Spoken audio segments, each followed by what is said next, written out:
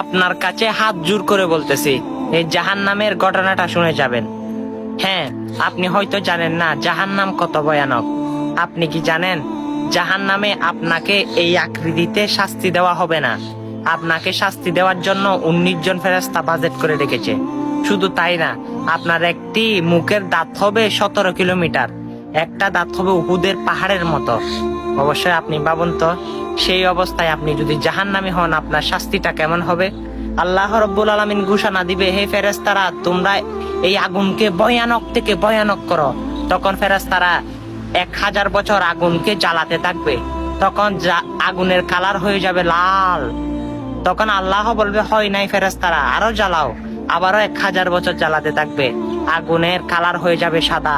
তবে রব্বে করিম বলবে, না, এই দিয়ে হবে না। তখন আবার 1000 বছর ফেরেশতারা আগুনটা জ্বালাতে থাকবে, সেই আগুনটা একেবারে কুচকুচে কালো হয়ে যাবে।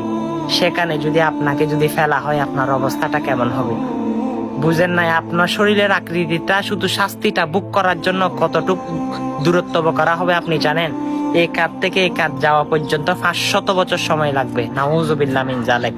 হে আল্লাহ, আমাদের সকলকে জাহান্নাম থেকে মুক্তি দান করুন। চলুন না, আপনি যদি জাহান্নাম থেকে বাঁচতে চান তাহলে জাহান্নামের দোয়াটি একবার হলেও শিখে যান। আল্লাহুম্মা ইন্নী আউযু বিকা মিন আযাবিল জাহান্নাম। হ্যাঁ, আপনি তো শুনেছেন, হাজার হাজার মানুষকে আপনি হয়তো জাহান্নাম থেকে বাঁচাতে পারবেন, তাদের অন্তরে জাহান্নামের ভয়টা ঢুকিয়ে দিতে পারবেন যদি ভিডিওটা শেয়ার করে তাদেরকে পাঠিয়ে দিতেন। আমিন।